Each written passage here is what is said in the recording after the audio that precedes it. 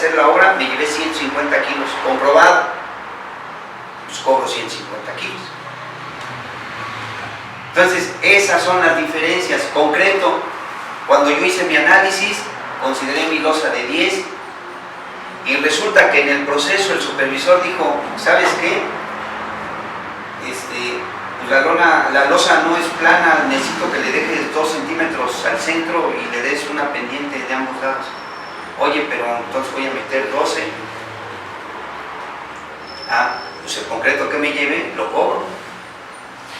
Si tenía considerado 3 metros cúbicos de concreto y se fueron 3.5 metros cúbicos de concreto, pues eso voy a cobrar. Entonces,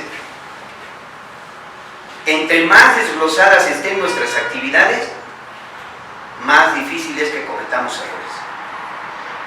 En este caso, si yo lo cobro por metro cuadrado, hago todas las particularidades que está señalando aquí, ya tengo todo, entonces sí puedo decir, sí lo cobro por metro cuadrado, porque ya consideré todo, ¿no? Es correcto. Sí, salvo que haya alguna situación ajena que podría pegarnos, extraordinaria. Pues podría pegarnos, por ejemplo, lo que tú dices, yo tengo mi precio por metro cuadrado, te puede pegar en el sentido que tú haces un buen ejemplo, de que la varilla la estoy considerando a 15 y en realidad en el proyecto está a 10. Sí. Ahí por metro cuadrado ya me fregué, porque ya... Pero ese fue también un desatino de no revisar proyectos, ¿no? Y es común, porque a veces por la prisa de un concurso, no da tiempo dependiendo de la cantidad, hay concursos que tienen 3,000, 4,000 precios. O sea, es imposible poder revisar todo, y aunque participan muchas gentes haciendo eso, pues a lo mejor alguien no vio los planos, o el que vio como no incluía eso, y se pueden cometer errores. Sí, Ulises. Aquí lo que tú mencionas, Miguel, la importancia de esto es que cuando tenemos a alguien en campo, no conoce esto, ¿no? Y si le damos un precio acotado por metro cuadrado y no tiene claro el conocimiento como tú lo manejas, es más difícil negociar el ajuste del precio arreglar el volumen, ¿no? Sí, es correcto. En ese caso sería más extenso porque tiene más armas para negociar de manera más fluida.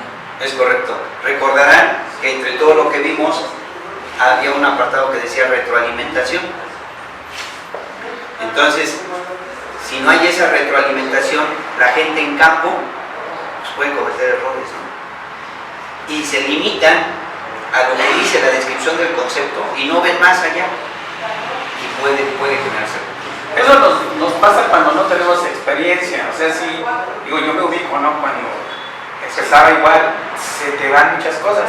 Ya cuando tienes una visión más amplia, sí eres preventivo, pero sí es cierto, sí se nos va. Nunca falta una situación extraordinaria. O sea, estamos hablando de situaciones que pudieran salirse de lo pensado, ¿no? Y que llegan a suceder. Ok, una vez que ya definimos cómo voy a cobrar, ya sea por actividades comprimidas o desglosadas, que necesitamos, o sea, ok, ya voy a cobrarla por metro cuadrado de losa, pero dejamos de lado el precio. Repito, la idea ahorita es ver cuando ustedes llegan a una obra, ¿qué necesitan hacer para esa losa? ¿Qué usan? Herramienta, equipo, personal, materiales. Ok, eso le llamamos costo directo, porque es lo primero que vamos a desembolsar. Mis materiales, son todos los insumos, ¿no? Mis materiales, mi mano de obra que me va a aplicar los materiales, las herramientas que vayamos a usar, algunos equipos especiales que necesitemos, los equipos de trabajo. Eso es el costo directo. Hablamos del costo indirecto, lo comentamos. No solo son esos costos que tenemos, esos son los costos inmediatos, de los que no podemos prescindir, o sea, necesitamos eso, Si no, no podemos hacer la actividad. Es el primer costo que se genera, costo directo. En el costo directo, ¿qué hacemos antes de comprar? Sí. O sea, en los materiales, por ejemplo, los materiales. ¿Qué hacemos antes de comprar los materiales? Investigar precios. Cotizar. Revisar, investigar, andar en el mercado checando a ver cuánto va a costar o hablar a los proveedores con el objeto de buscar el mejor precio. Comenté en la plática en algún momento, no era lo mismo el precio de una obra en la Ciudad de México que en la Sierra de Hidalgo. Aquí en la Ciudad de México da uno la vuelta y hay una casa de materiales. Pues hay muchas. Me permite cotizar, buscar el mejor precio y las mejores condiciones. Pero a lo mejor resulta que en la sierra no hay. Y que me voy a aventar 40 kilómetros para trasladarlo, o el que me lo va a llevar me va a cobrar el flete de esos 40 kilómetros. Por eso los precios de catálogo no deben de ser más que una referencia, porque entonces nos vamos con el catálogo. Esos catálogos están hechos en condiciones ideales y, por ejemplo, el Cipú de la Ciudad de México, pues están para la Ciudad de México. Y pensar en utilizar ese precio en Toluca, pues ya empezamos a correr, aunque pareciera que es muy cerca, pues ya empezamos a correr riesgos por algunas cosas que van a resultar que Toluca no tiene, y que entonces lo voy a llevar de la Ciudad de México. Y eso, ese costo de ese material específicamente ya me salió más caro. Eso lo debo de tener en cuenta a la hora de integrar mi precio. O como en este caso, bueno, tuve una experiencia. Hace como 2 semanas, 3 semanas en Oaxaca cotizaron algunas cosas, pero a fuerza tenía que ser cemento Cruz Azul y no hay tanto en el mercado. Ahí se complica. Sí. Es un detalle, ¿no? Si se sale. Y entonces, cuando se hizo el precio, pues a lo mejor se cotizó con los costos de la ciudad de Oaxaca, pero resulta que es a 2 horas de la ciudad de Oaxaca. Pensó uno que iba a conseguir el material pues, en la obra de origen, y pues ahora está resultando que no. Si eso lo hubiéramos sabido cuando íbamos a hacer la integración del precio, hubiéramos tenido el cuidado pues, de considerar esos fletes, esos acarreos, ¿no? Entonces, el mercadeo, aunque pudiera decir cualquiera lo puede hacer, pues resulta ser que es sumamente importante y que ciertamente muchas veces no cualquiera lo puede hacer, porque las capacidades de negociación son importantísimas. A lo mejor cualquiera agarra el teléfono, habla y pide 10 precios, pero no cualquiera habla y dice, oye, te voy a comprar tanto, voy a ser tu cliente, va a ser esto, necesito que me bajes el precio. Eso ya no lo hace cualquiera. Entonces es sumamente importante el mercadeo en los materiales. Tenemos la mano de obra. La mano de obra pues ya está muy clasificada en el mercado, ya está muy tasada, ya sabemos. En el caso de la mano de obra, más que su costo, es el rendimiento, porque ahí sí varía mucho entre un oficial y otro oficial. Y esa parte uno debe de ser, pues, de tener experiencia o ser muy cuidadoso, o llevar un registro incluso, con el objeto de poder ser lo más preciso posible a la hora de integrar nuestro precio.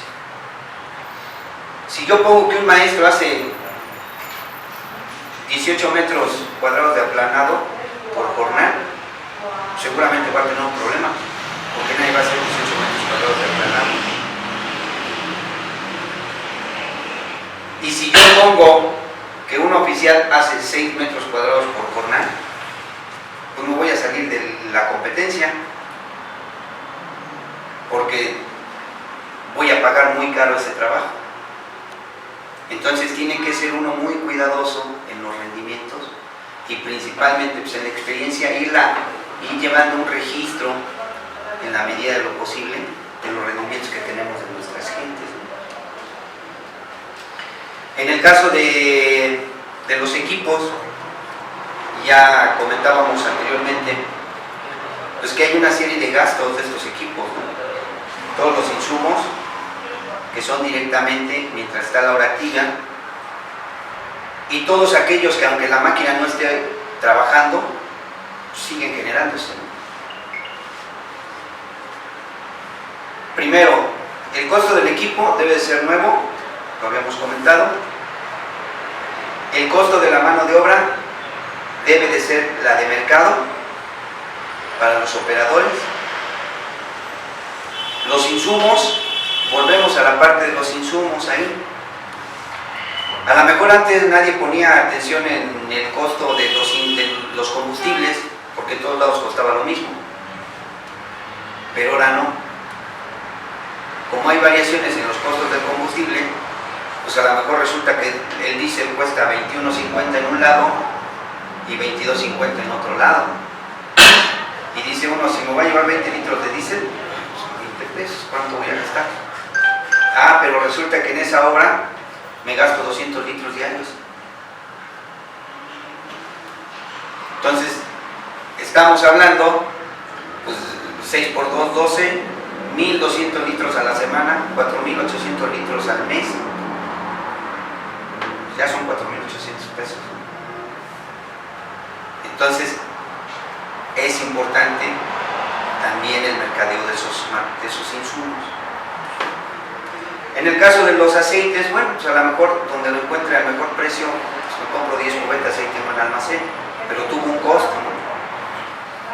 Si yo tengo 10 cubetas en el almacén y tiene 3 meses en el almacén, yo no voy a poner el precio que me costó, voy a poner el precio que cuesta hoy, porque aunque ahí lo tengo que reponer. Lo tengo que reponer. Entonces tiene que ser a mi precio actual, cotizado también. Las llantas, bueno, las llantas difícilmente tienen un almacén, porque si cuesta 15,000 pesos una llanta, pues aquí guardo 15,000 pesos en el almacén, ¿verdad? ¿Cuándo la compro? Cuando yo veo que ya tiene a lo mejor 3/4 de vida mis llantas, de mis equipos. A lo mejor compro un par y ahí lo tengo. ¿Para qué? Para no perder tiempo si se me revienta la llanta. Porque entonces me va a costar más caro tener un equipo parado que haber tenido a lo mejor un mes las llantas en el almacén. ¿Qué otro insumo tenemos en las máquinas? Básicamente son de los principales, ¿no? Mangueras. Las mangueras en todas las obras se van 2 o 3 veces, todas las del hidráulico. Y estamos hablando que es la reparación de la manguera, si no tiene reparación esa manguera, la compra de la manguera nueva, y volver a cargar el hidráulico, porque se tiró. Y aunque a lo mejor cerré llave y todo, pero perdí 1 o 2 litros, pues tengo que reponer. Entonces, ahí tenemos otro insumo que también es de uso común, no una obra. ¿Qué otro podríamos hacer? Algunas piezas, materiales, mano de obra, herramienta, equipos. Ese es el costo directamente. Ahora vamos a la parte del costo indirecto que comentábamos. El costo indirecto, pues ya lo hemos mencionado, no son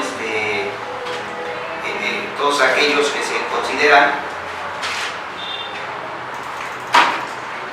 como gastos adicionales en la obra y que no están de forma directa como un insumo, sin embargo, pues que los vamos a tener que hacer por causas climáticas, y hay un apartado para ello o en su defecto en el rendimiento. Hablamos, por ejemplo, de un aplanado.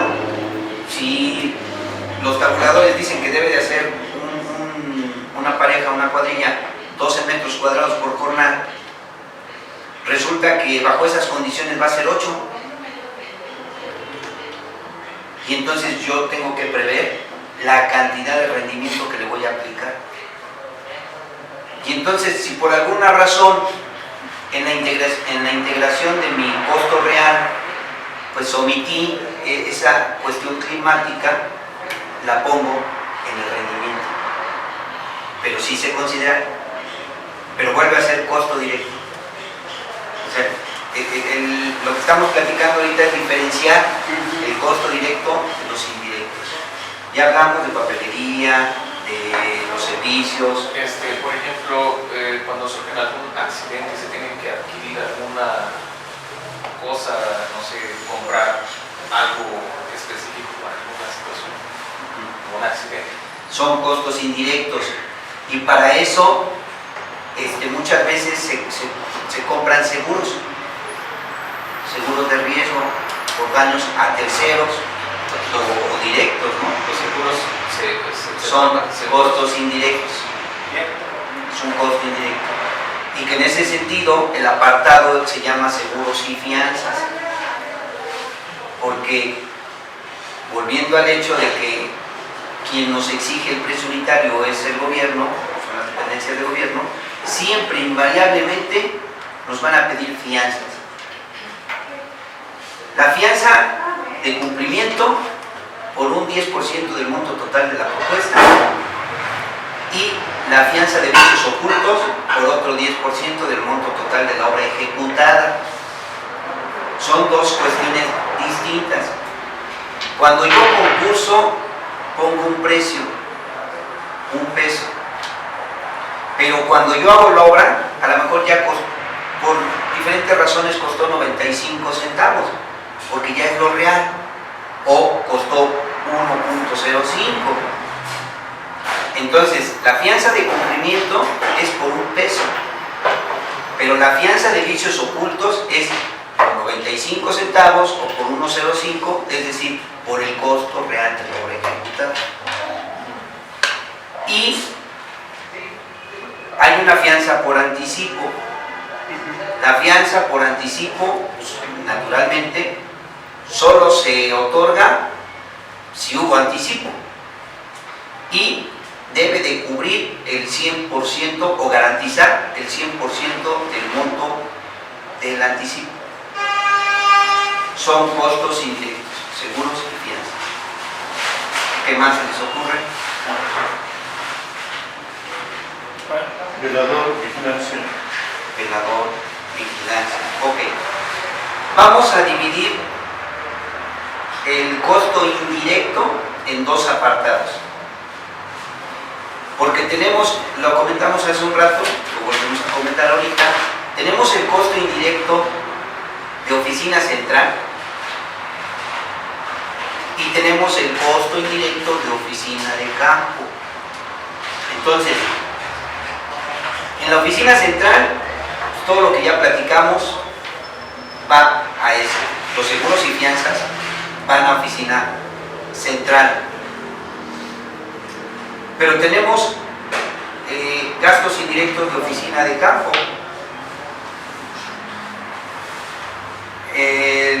Ya sea montar una caseta, rentar una caseta o rentar un local, lo que quiera que sea, ya tenemos ahí un gasto que es directo en la obra, pero no para la ejecución de la obra. No sé si me explico. La renta, por ejemplo, de habitación del personal. Sí, también es un costo indirecto. Hay un apartado que son rentas y ahí ponemos el costo que nosotros estamos estimando gastar. Si es una obra que se va a llevar 2 años, echamos el costo mensual multiplicado por los 24 meses y ese es el costo de nuestra renta, ¿no? Y no solo es la renta, en este caso de habitación, sino pueden ser las rentas de otros equipos, de unidades, de vehículos, porque a lo mejor la obra es en un lugar lejos de la oficina y dice uno, no me voy a llevar unidades de la oficina, mejor les rento unidades allá. ¿Cómo entraría por ahí? En unas obras de la Ciudad de México, algunas son de obra pública, antes no se solicitaba, por ejemplo, la figura del DRO, y ahorita están solicitando, pero se lo cargan a la empresa. Y lo metemos como indirectos. Es un indirecto, y ahí en los indirectos consideramos cursos, capacitación, asesorías. Es un indirecto y todo lo que tenga que ver la contratación de un asesor o del bufete jurídico de la empresa, del despacho de contadores. Entonces forman parte, como son externos, como no son empleados directos de la empresa, pero tienen un costo, forman parte de los indirectos de oficina central. Es un gasto que la empresa genera. La realidad es que los gastos son enormes y no les damos valor muchas veces porque ya está ahí.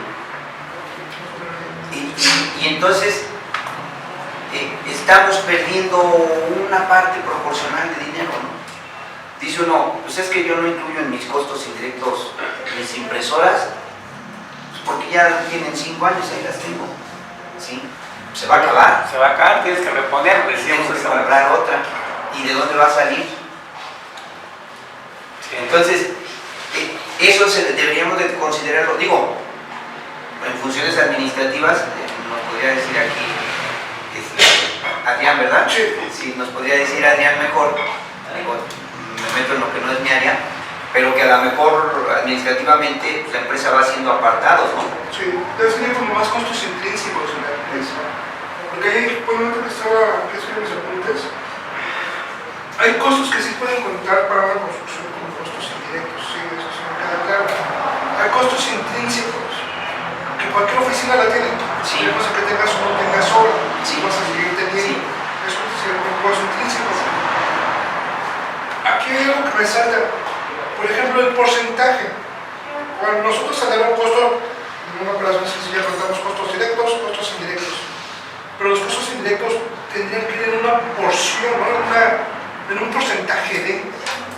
Es que al final se convierte en un porcentaje, Sí, porque y va prorrateado, pero para que yo llegue a mi valor total, tengo que calcular. Largo. Hay un parámetro que sea un porcentaje fijo o siempre es variable. No.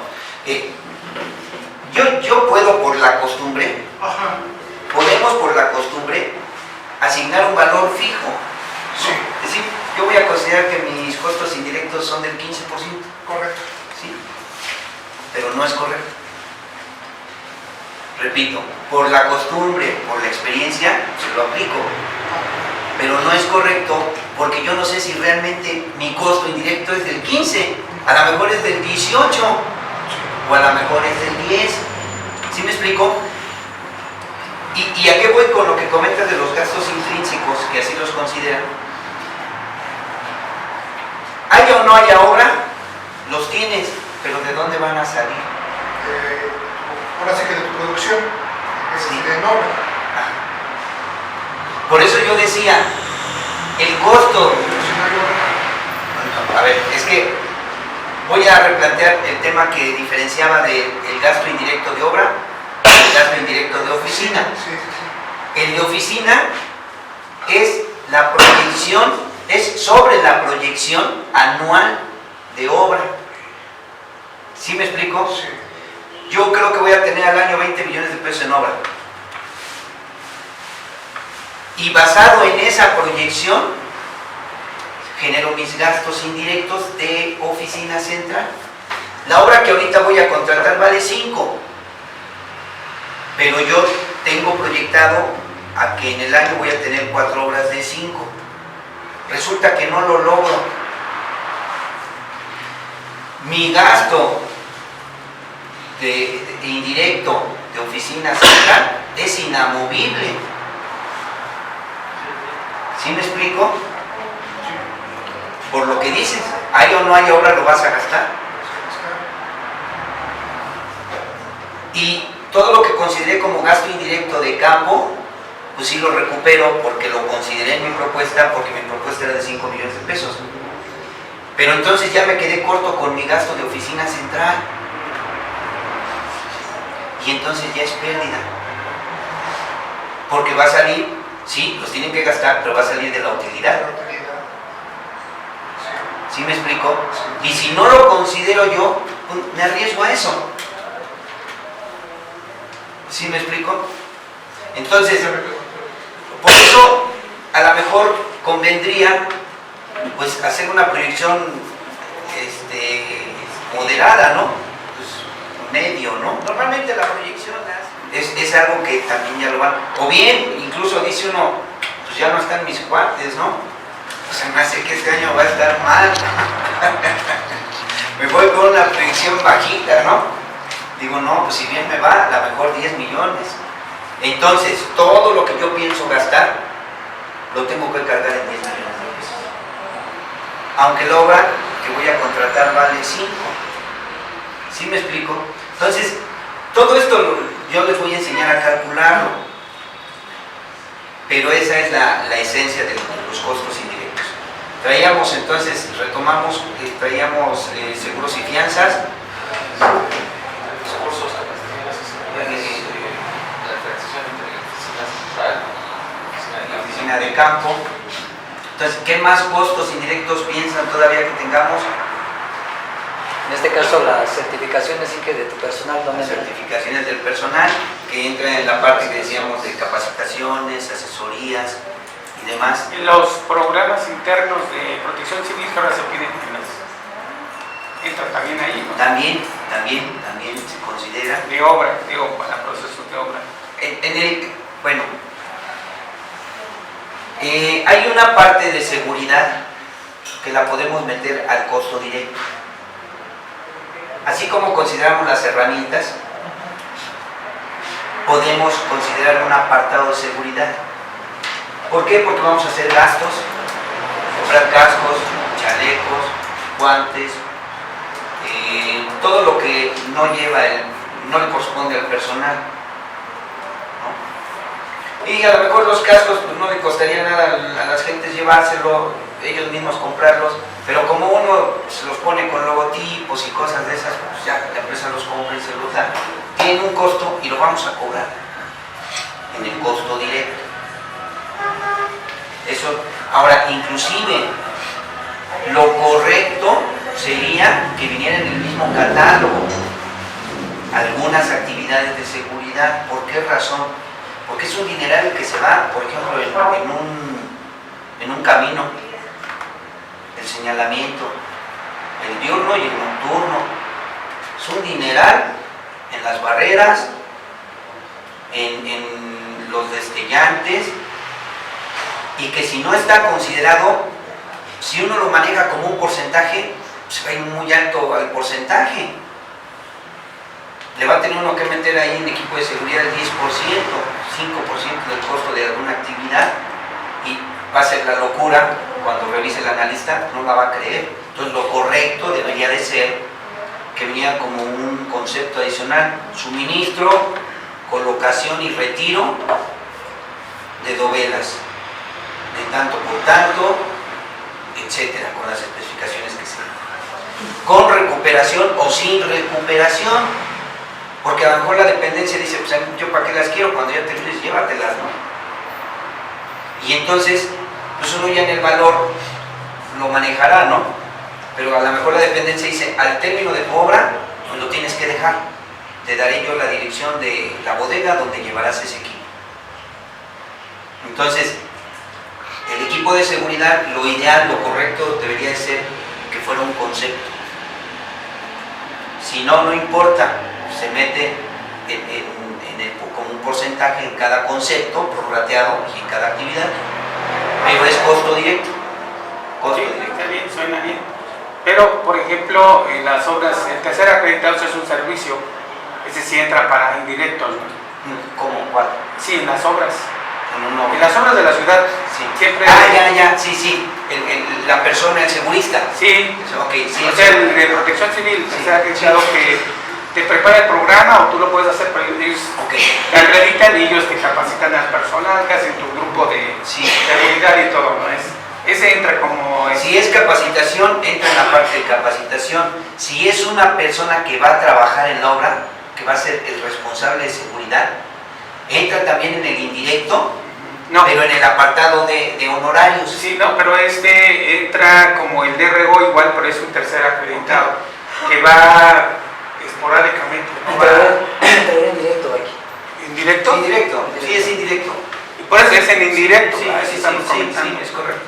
Sí, es correcto. ¿Qué más se les ocurre en indirectos?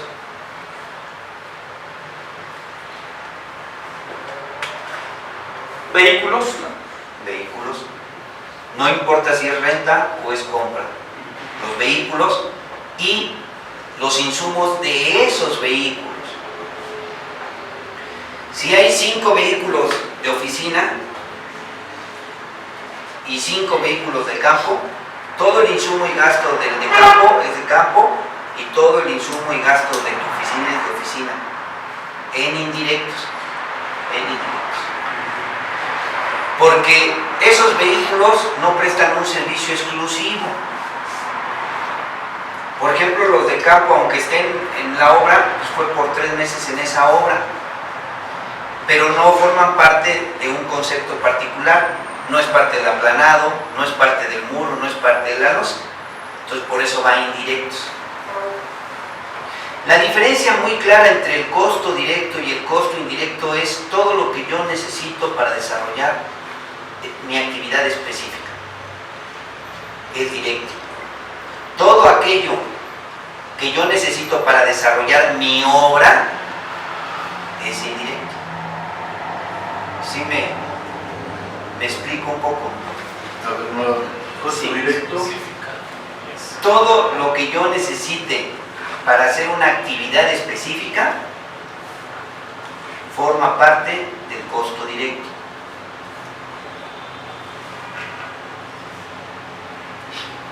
Todo lo que necesiten para ejecutar una obra forma parte del indirecto. Entonces, de tal suerte que para que me llegara mi loseta a este lugar, pues hubo la compra, el acarreo, mis materiales, la colocación, el pulido, todo lo que sea, eso es costo directo. Pero para eso tuve a un residente que vigiló que se hicieran bien las cosas. No es el maestro es directo, pero el residente no estaba aquí todo el día, venía 1 hora por decir algo. Bueno, pues tiene un costo. El teléfono que usaba, la cámara que usaba, todos esos elementos son indirectos. El vehículo en el que él se transportaba tiene un costo indirecto. ¿Qué más se les sueldos? Son de personal directivo, administrativo y de campo.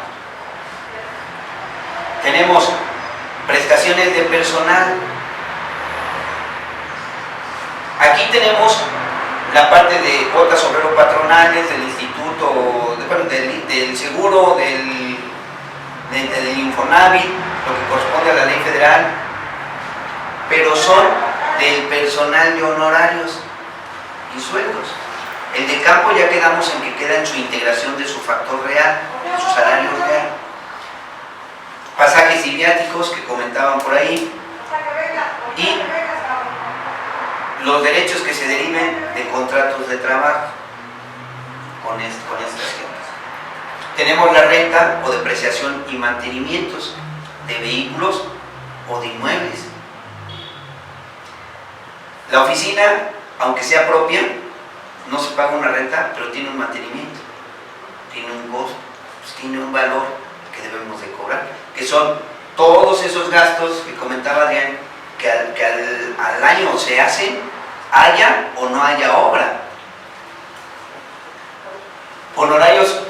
profesionales distintos a los de sueldos, que en este caso son los consultores, asesores. O sea, los dividimos. ¿Por qué? Porque unos son de personal permanente y los otros son externos. Estudios e investigaciones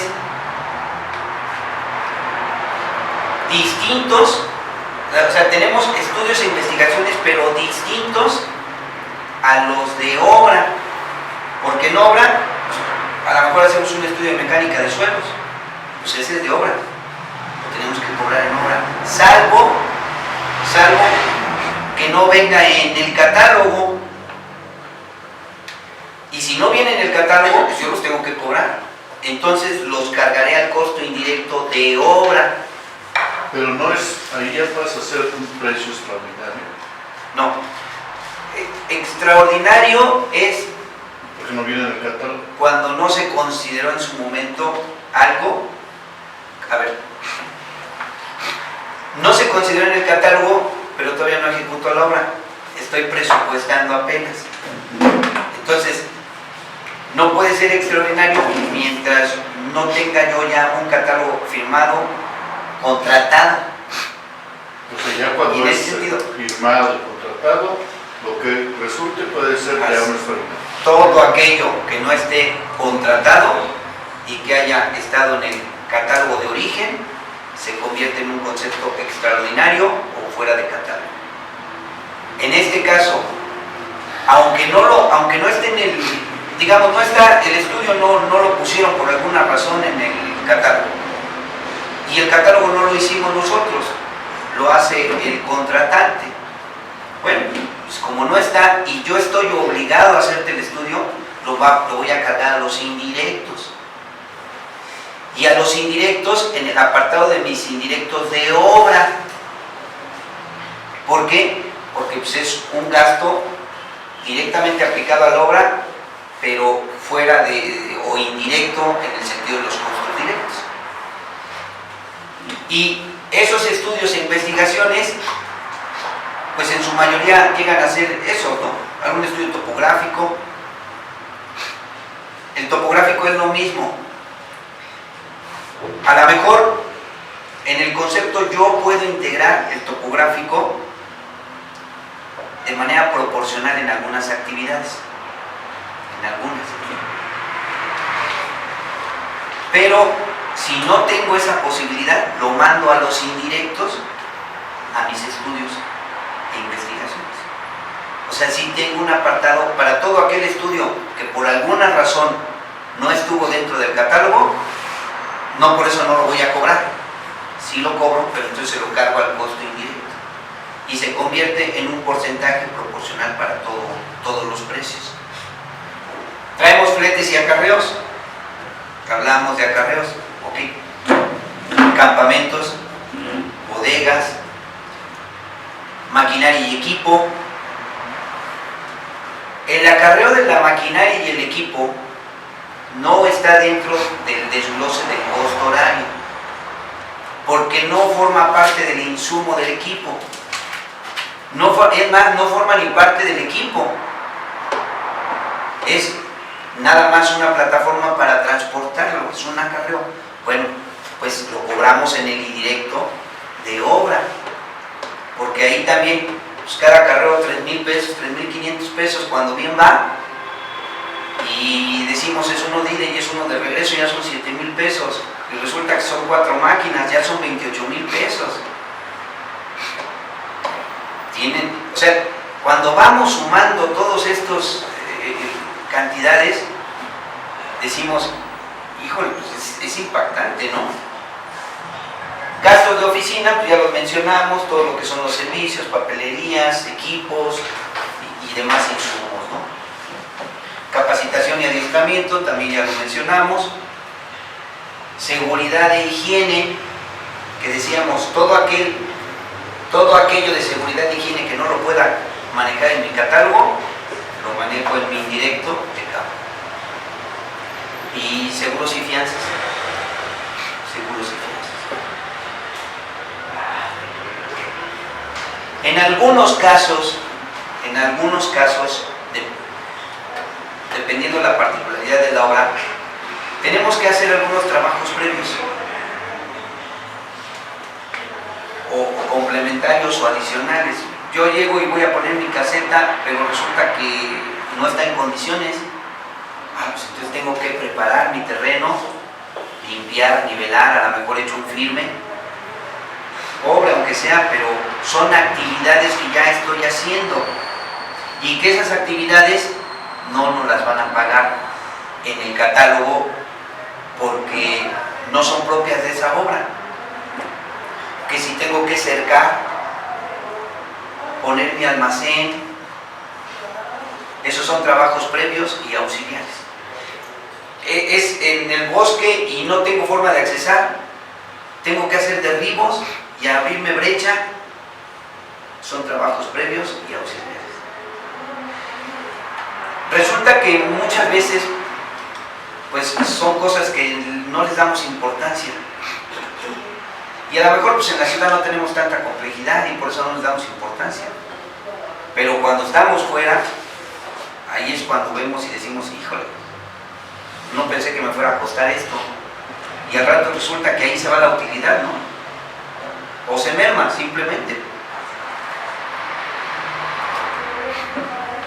Bueno, después de nuestra parte de costos indirectos, repito, todo esto lo vamos a ver de forma particular,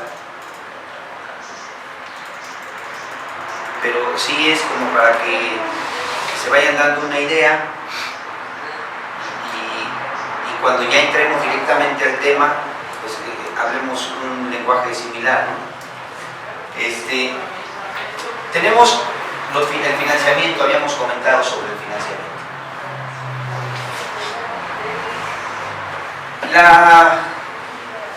La fundamentación ya la conocemos, ya lo platicamos que está en las leyes, pero la necesidad del financiamiento de alguna manera está basada en el propio contrato. En el contrato se establecen entre las cláusulas cuánto tiempo se van a tardar, son las condiciones de pago, es el apartado de condiciones de pago. Dice, ¿cómo van a pagar? ¿Qué necesito para que paguen? ¿Cuánto se van a tardar? Entonces, si hubo anticipo o no lo hubo, el contrato lo establece y a partir de ahí hacemos una serie de cálculos para determinar cuánto nos va a costar financiar esa obra. Decíamos en el distrito, la gran mayoría son un financiamiento del 100%, porque primero no dan anticipo y luego de ahí, entre lo que media la primera estimación que ingreso hasta el día que me la pagan, ya acabé la obra. Y resulta que dice el contrato, porque así lo firmamos, aceptamos que no había anticipo y el contrato dice que la falta de dinero no será motivo suficiente para la suspensión de una obra. Y no solo lo dice el contrato, lo dice la ley y el reglamento. Son artículos que no vamos a ver porque en teoría no vienen mucho al caso, pero sí lo dice la ley. Ahí dice cuáles son las mismas condiciones de pago y cuándo se puede y cuándo no se puede suspender una obra. Entonces, pues resulta que al final de cuentas financiamos la obra al 100%. Además resulta que como el contrato establecía un tiempo de pago, no cumplieron, porque tanto la ley como los contratos establecen un tiempo de pago entre el ingreso y autorización, entre el ingreso de la estimación debidamente autorizada a la fecha máxima de pago, 25 días. Dependiendo si es del distrito, si es del estado o si es la federal, puede mediar entre 20 y 25 días. Pero nunca se tardan eso, se tardan mucho más. Bueno, la empresa en ese momento tiene el derecho sí de suspender, porque aunque el contrato diga que no, es relativamente ilegal porque el mismo contrato establece que hay un tiempo de pago y no lo cumplieron. y entonces se dice, yo ingresé mi estimación, para eso digo, lógicamente tiene uno que estar debidamente Conocer la ley. sustentado también, y decir, aquí está mi acuse de recibo, que mi estimación ingresó ya oficialmente. ¿Por qué diferenció la parte de oficialmente? Porque el supervisor, si nos toca un supervisor no muy bueno, va a andar cargando esa estimación 30, 40 días o el tiempo que se le antoje, hasta que uno lo presione o se queje uno o algo suceda. Hay supervisores muy buenos que hay veces que a veces hasta en 2 días ya está, la reviso, la firma, toma, ingresa. Pero de esos no hay muchos, la mayoría se tardan 8 días, 15 días. Entonces cuando se tardan 8 días, 15 días, dice uno, pues está bien, no hay tanto problema, ¿no? Pero de repente van 40 días y resulta que el supervisor no la firma. Oye, ¿por qué no me la has firmado? No, pues es que no estoy de acuerdo en algunas cosas. Pues ráyame y dime y quítame ahí lo que no estás de acuerdo, pero en lo que sí ya fírmalo. No puede pasar mi estimación. Y entonces resulta pues, que el pago que debía de haber sido en 25 días, pues, ya se fue a 60, ¿no? Esos días, como no son oficiales, aunque si uno es cuidadoso y en la bitácora pone que ingresé la estimación, pues una llamada de atención sí la va a tener. Porque cuando uno se queje y diga, aquí está la nota de bitácora número 55, fecha y hora en la que ingresé mi estimación. Han transcurrido 60 días y no me la puede regresar avalada. Y no me da razón alguna por el motivo por el que no puedo. Entonces, ahí hay un problema muy grave para el supervisor.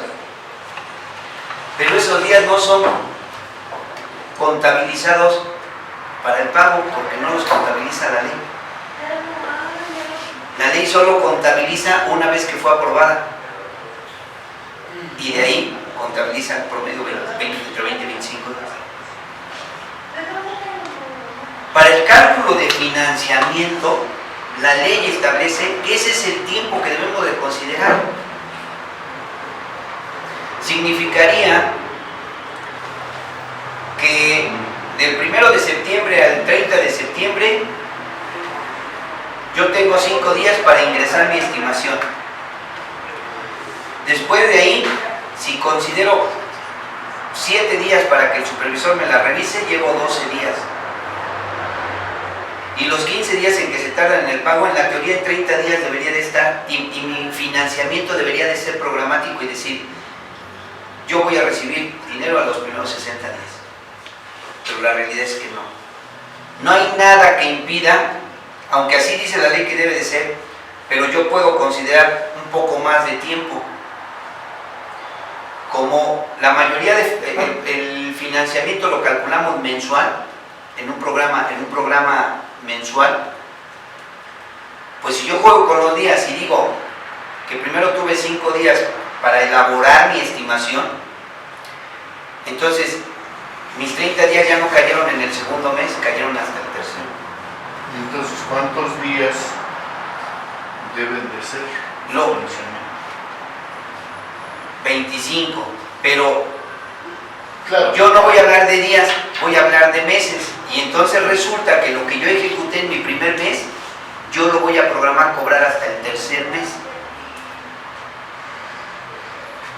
Por el espacio que les decía de los 5 días de elaboración, que me los brinco y entonces yo caigo en los primeros 5, pero como es mensual, me agarro. Bueno, lo importante en el factor de financiamiento es qué porcentaje vamos a utilizar. De acuerdo a la ley, debemos de utilizar indicadores económicos, ya sea el TIE, que es el que más usa, la tasa de interés interbancaria. El otro no lo recuerdo ahorita, pero el indicador, y del día que lo revisamos, se ingresa una copia del diario oficial de la Federación donde dice cuál es el valor del indicador. Pero yo puedo adicionar puntos. Si la tasa real del banco que yo manejo me cobra el 12, por ejemplo, al año, bueno, pues entonces si el indicador económico fue el 4.71, yo pongo la diferencia en puntos adicionales. Para que al final sí considere yo un 12% y no pierda. Y eso está perfectamente permitido. Ese es el valor importante. Ya lo demás pues, son los cálculos, ¿no? Que les voy a enseñar a hacerlos. Pero de ahí parte todo. ¿De qué sirve que haga un buen cálculo si mi valor no es real? ¿No? El financiamiento va a costar más de lo que yo estoy diciendo. Pues entonces realmente nada más lo hicimos por cumplir el requisito, ¿no? Y no por protegernos económicamente. Después del factor de financiamiento, pues traemos la utilidad. La utilidad es propuesta. Yo digo cuánto voy a cobrar de utilidad. 6, 7, 8, 10, 15, lo que yo quiera. ¿Qué es lo único que va a suceder? Pues que si cobro mucho voy a estar fuera del mercado. Y entonces pues, seguramente perderé el concurso y no seré sujeto de contratación, pues porque me fui muy largo, ¿no? En la utilidad neta nosotros la proponemos, pero para llegar al costo real de la utilidad bruta pues tenemos que aplicar los impuestos que el gobierno nos cobra, porque muchas veces decimos pues yo calculé un 10% de utilidad y ya está uno haciendo cuentas que uno va a comprar, ¿no? Si uno 20 millones de pesos en obra, 10%, 2 millones de pesos. ¿Sí? Pues cuando Hacienda vea que hay 2 millones de pesos de utilidad, pues así inmediatamente presta 640,000 pesos. Y a ver, ¿qué reclamamos? Y además, préstame otros 200,000 pesos más por el PTU, ¿no? Porque para el cálculo de nuestra utilidad bruta, aquí lo hacemos teóricamente al revés. Primero calculo o me imagino cuánto quiero ganar de utilidad neta para después aplicar mis impuestos. Tenemos que pagar el ISR y el PTU. Y el ISR grande en el 32, ¿no? Más o menos, ¿no? Pero anualmente lo modifican. O en el 30. Pero yo tengo una duda con la utilidad. Los porcentajes que ustedes con la Hacienda. Eso varía conforme a cómo está uno distribuido. Pero en la privada no hay una obligación como tal, casi no la hay. Ellos dicen, tú dime cuánto vas a cobrar, mándame tu catálogo y ya. Si te ahorcaste, pues es tu problema, ¿no? Pero en la pública, para cualquier tipo de contratación, cualquiera, tiene que cumplirse con estos requisitos. Ok. Como es para cumplir con un requisito y de cualquier manera lo vamos a hacer, pues qué mejor que lo hagamos bien, ¿no? Pero cuando ya vamos a hacer la obra, nadie los va a fiscalizar cómo hacen la obra. Lo que van a fiscalizar es cómo queda la obra. ¿Sí me explico? Si ustedes tienen gente por administración, bueno, pues entonces llevarán sus nóminas, llevarán todo, darán de alta al Seguro Social, al Infonavit, y les pagarán todo lo que tienen que pagar con su desglose, harán su recibo de nómina, todo lo que tienen que hacer, que legalmente lo tienen que hacer. ¿Lo harán por qué? Porque es por administración. Su nombre lo dice, van a administrar la obra. Y ahí tendrán que hacer los pagos del Seguro Social y todo. Y entonces el empleado a lo mejor lo contrataron con un salario de 7,000 pesos, pero él solo va a recibir 5,000. Los otros 2,000 pesos son de impuestos. ¿Sí me explico? Entonces, pero eso es por administración. Pero si ustedes dicen, no, pues yo tengo a mi gallo, tengo a mi maestro, tengo a mi oficial, tengo a un subcontratista, cotízame y te voy a dar a destaquear a lo mejor toda la albañilería a ti, y al herrero lo suyo, y al electricista lo suyo, y van por destaco.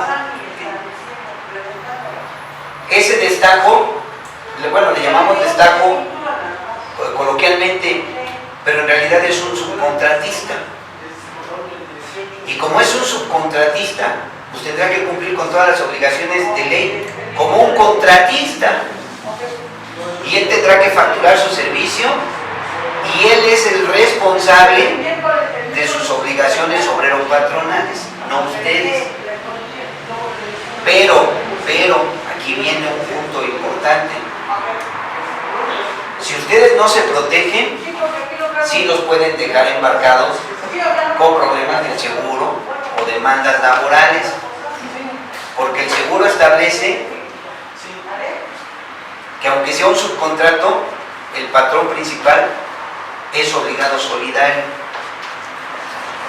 y entonces no los exime de la responsabilidad si alguien demanda que no les pagaron o alguna cosa.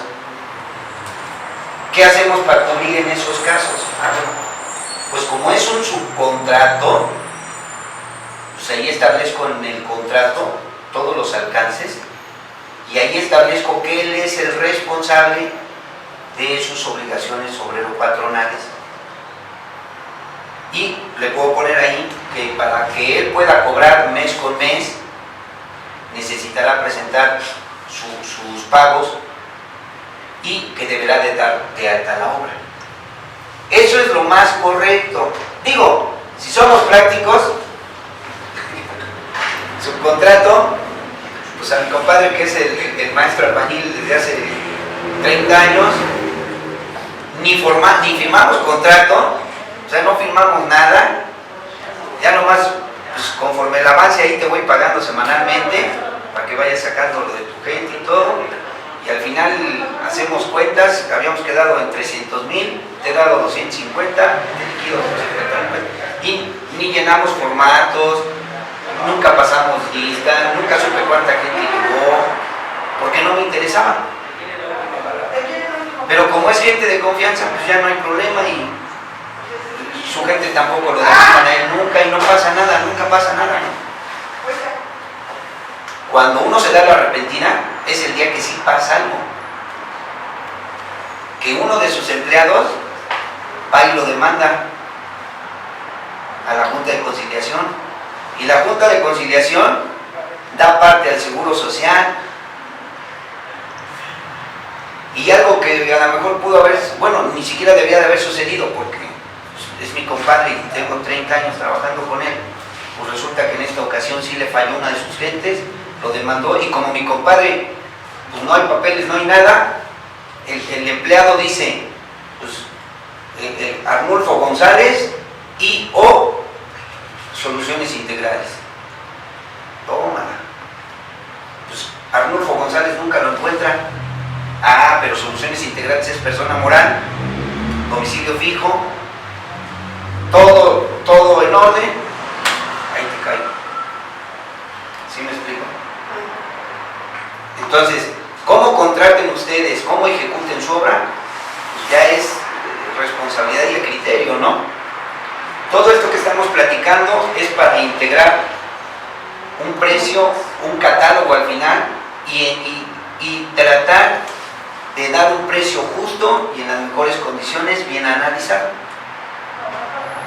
Ya sea para la obra privada y para la obra pública, porque repito, aunque para la privada no me lo piden, pues lo ideal es que sí lo haga, para que no dé precios a la viva México, ¿no? Y que después me arrepienta un poquito. No sé si alguna otra duda, pregunta, comentario, algo más, antes de cerrar. ¿Sí entienden, verdad? No, ya entiendo. No, de la ahorita no, estamos bien. Ya. Sí, por ejemplo, eso del seguro que comentas, por ejemplo, HL, cuando contrató toda la autopista, te compartía su registro patronal justamente para prever ese tipo de demandas. O sea, porque aunque trabajábamos bajo el registro patronal, Toca uno una, híjole, es complicado. Ahorita las leyes han cambiado un poco, pero antes le daban toda la razón al empleado y podía venir y decir que trabajó con uno, aunque jamás hubiera trabajado con uno, y la carga de la prueba estaba para la empresa. O sea, uno tenía que demostrar con listas de raya, asistencia o nómina o lo que fuera, que en realidad nunca lo contrató uno. Ahora creo que ya el empleado tiene que demostrar que trabajó. Y eso ya es un gran avance, porque no, de verdad es que no se imaginan la cantidad de... Nosotros hicimos unas obras en el Tribunal Federal Electoral hace algunos años y de ahí nos llovieron como 10 demandas, ¿eh? Y es el día de hoy en que no se acaban todavía como 2 o 3. Y digo, a ninguno le pagamos porque ninguno trabajó, o sea, no trabajaban con nosotros. Como 6 o 7 de ellos trabajaron con el subcontratista que tuvimos y otros 3 ni siquiera trabajaron nunca. y no, o sea, es complicado, ¿no? Dice uno, no le pagamos nada porque no era así, pero el costo del abogado, o sea, el costo del abogado que debería de estar en los indirectos, ¿no? Y el abogado, digo, muchas veces como honorarios o como una iguala mensual, ¿no? Es decir, yo tengo mi despacho de abogados y les pago tanto al mes, ¿no? Entonces ya es un costo fijo dentro de mis indirectos. Pero bueno, es... Y la contabilidad. Ah, bueno, ese es tu despacho ahí en la oficina. Depende porque si dentro de la oficina tienen contador, pues va a la nómina, va al indirecto, pero va a los sueldos y salarios. Pero si tienen un despacho externo, pues va entonces en las asesorías, en los consultores externos. O sea, todo se cobra, pero nada más es el apartado en el que lo vamos a colocar. El chiste es que hay que encontrar todos los recovecos, que no se nos escape nada. Lo que sucede es que nos damos cuenta de esta necesidad al final cuando evaluamos la utilidad real. Porque, repito, a lo mejor se hace uno en el sueño guajiro y dice uno 10%, 15% de utilidad. Así la pensamos, pero al final hace uno cuenta si me quedó el 7, el 6, el 5. Pues ¿en qué se fue? En eso se fue.